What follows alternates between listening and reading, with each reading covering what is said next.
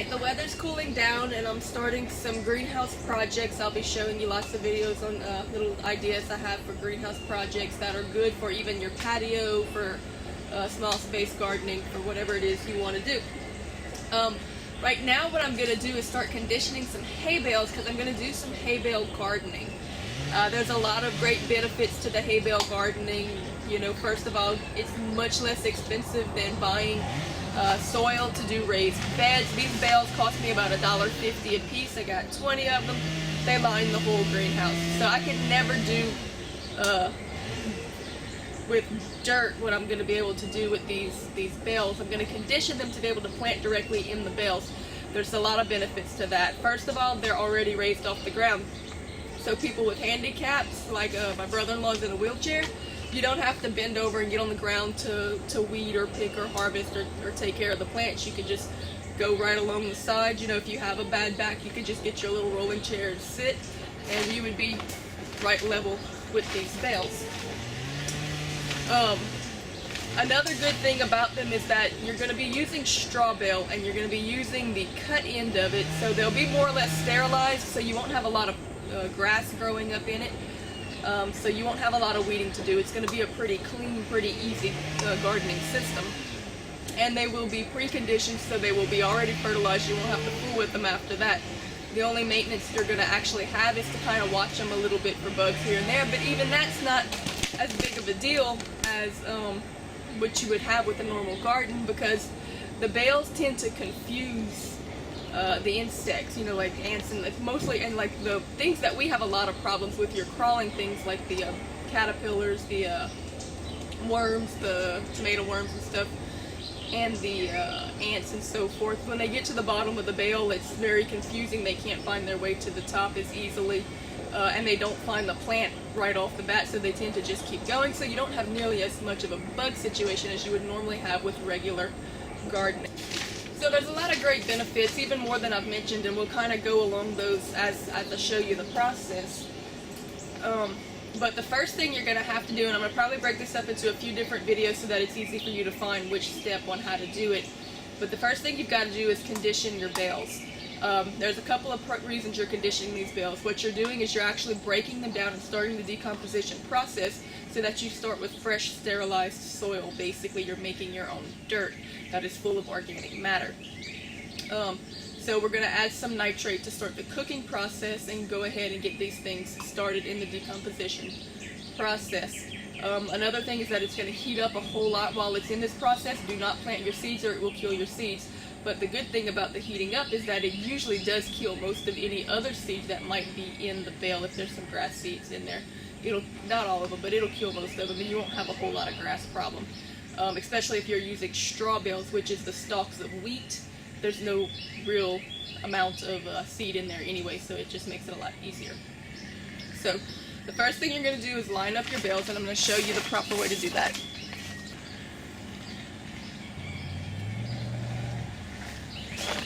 Okay, your bales have basically two sides. For starters, the way you want to set them is they're scallopers. Stop it.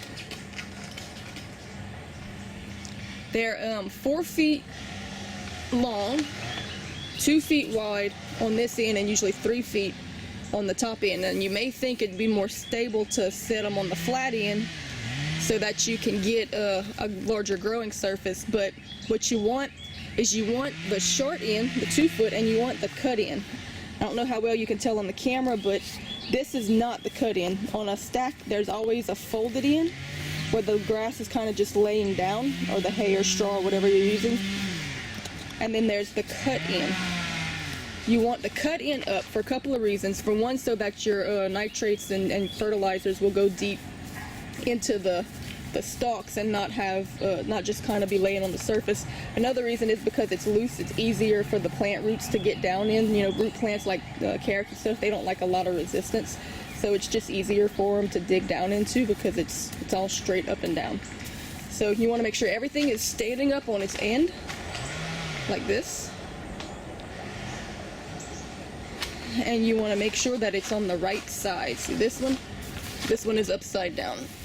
So we want to flip that over.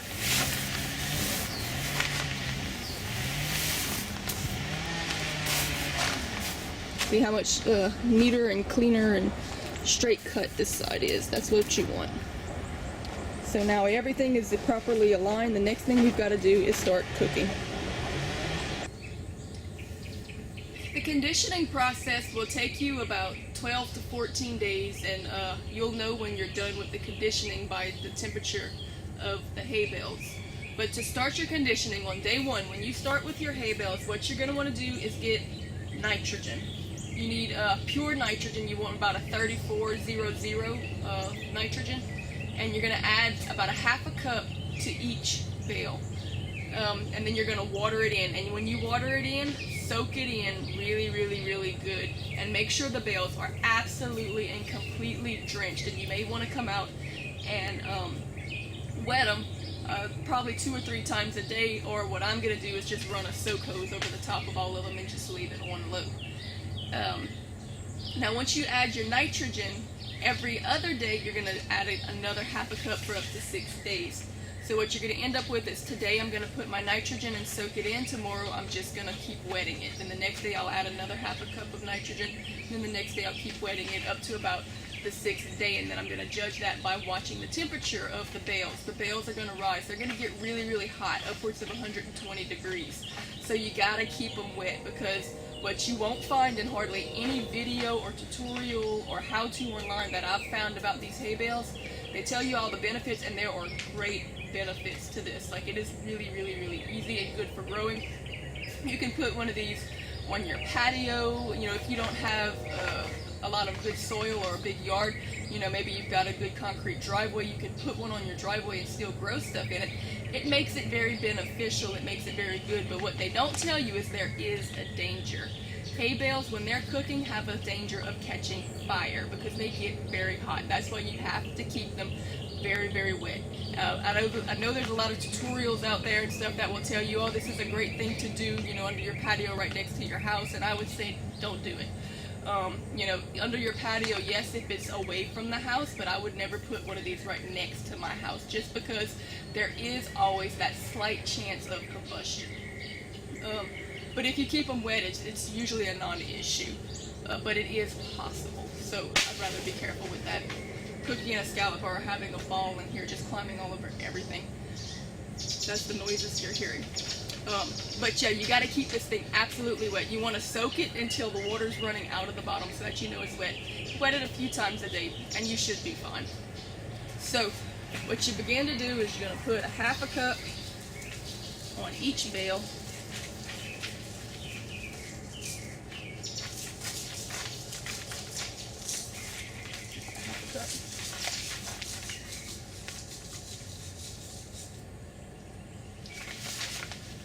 Once they're all covered, I'm going to soak them in. Now, because these bales are going to warm up, now granted, they're not going to stay at 120 degrees. We're not going to plant them at that temperature because that would kill your seeds and your plant roots.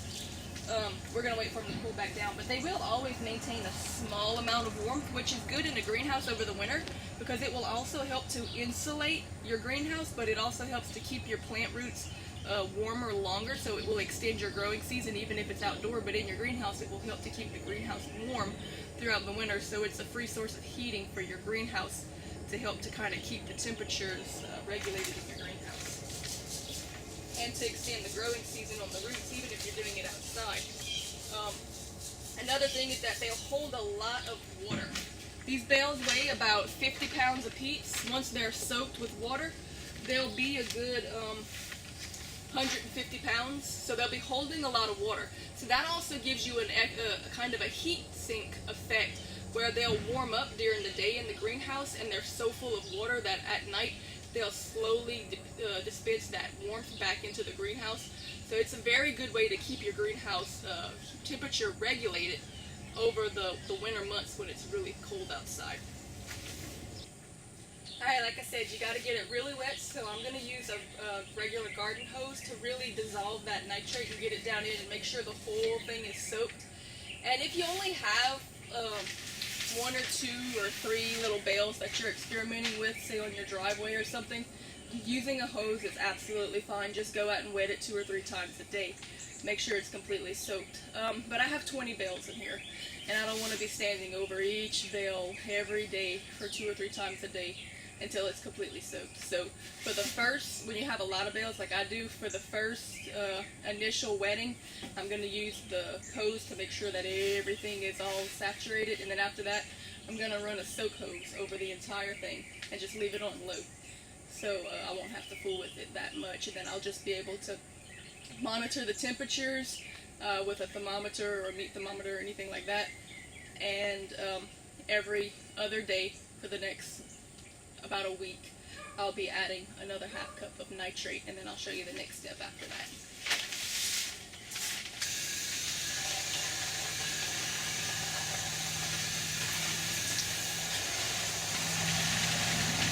Alright, I got my drip hose on it. And I've already watered it in real good. You can see how the water was seeping out the bottom. But this is just for good extra measure. Make sure it's good and soaked. I'm going to leave that on there for a few hours and probably turn it off for a while, and maybe turn it back on again this evening. Get it good and soaked before bedtime.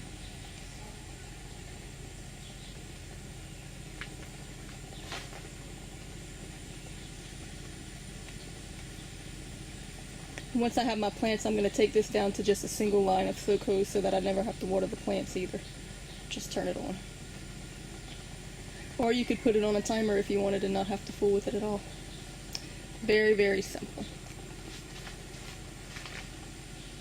Alright, it's day 3. I didn't fertilize yesterday. I just put it, I just watered it, and then today I'm checking it and it's finally starting to heat up. It's probably about 110 degrees now. I'm just using a meat thermometer to check it down in the center of the bale, which has a long down there. So we're looking at about 110 degrees now on day 3. So I'm going to monitor it. I just put some more fertilizer because every other day I'm going to put a half a cup. And now I'm going to water it in and get that good and soaked in again. Alright, it's day 4. And as you can see, we're up to about 120 degrees in this bale. At this point, I don't want to completely stop the heat because the heat is part of the decomposition, is part of the conditioning and the breaking down of the hay. So I do want it to be warming, but I do want to kind of regulate that. So what I'm doing is late at night, right before I go to bed, I give it a good soak in, and that brings the temperature down. And then by morning, the temperature is kind of coming back up again, and they're kind of drying up a little bit. And then I'll water them again. And that kind of cool and warm, dry and wet is going to help to continue to break this down. It's pretty cool out here, probably about 50 degrees today. So this is quite a difference from the outside. And I'll go ahead and pull it out to show you that it'll start dropping pretty rapidly when it's back in the air. And of course this won't tell us exactly what the outside temperature is because it's a meat thermometer, so it won't go that low, but it will pretty quickly go back down to the lowest that it'll read. So you can see that it is definitely much warmer in the bales. Stick it back in, see if you can see it going back up.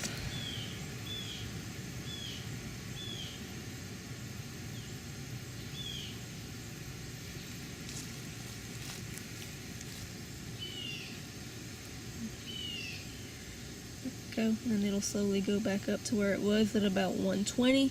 So they're doing really good. You want to see this, and you definitely do not want to be planting any seeds while it's warm. So we got to wait for this process to stop because of course it'll cook your seeds and they won't germinate. So we're gonna continue on with the process. Alright, it's day 7 and we're upwards of 130 degrees on those bales right now. It's actually causing my camera to fog up a little bit, being so close. They're putting off some heat. So now from day 7, 8, and 9 we break it down to 1/4 cup of nitrogen and water it in. Day 7, 8, and 9, 1/4 nitrogen. Alright, it's day 10 and I'm done with all of the nitrogen adding. Today I'm going to add my general fertilizer. You can use a 10-10-10 or a triple 13. I have triple 13 around, so that's what I'm going to use. But after this point, any day after this point, as long as they're not continuing to heat up, you can plant. So just kind of monitor the temperature. I'm going to probably give them about 3 or 4 more days just to make sure the temperatures don't rise again, because they are back down to normal, but I think they're pretty good.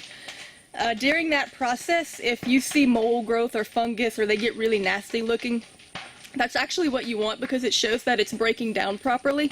And that they're beginning to decompose. But once the heating process and all of that goes through, they will kind of stabilize and begin to look a lot more natural. Like, they're looking pretty good again. They got really ugly for about a week there while they were breaking down, growing lots of mold and fungus and mushrooms and all kind of stuff. But they've stabilized, and they're starting to do really well now. So I'm going to go ahead and add my general fertilizer. If you could use organics too on this, you could put compost or manure on top or anything like that. But I'm going to add my fertilizer, give it a couple of days to just make sure that everything is absolutely finished, and then we'll start to plant and see where it goes from there. So now for your general fertilizer, you want to put a whole cup per bale. Sprinkle it on, get it all nice and covered evenly. This is what's going to be feeding your plants, so you want it all over. And then once I've done that to all the bales, water it in. And let me show you, this is a very good sign that your bales are ready. When you see mushrooms growing out of the top real healthy like that, that means it's perfect growing condition. It's time to start planting.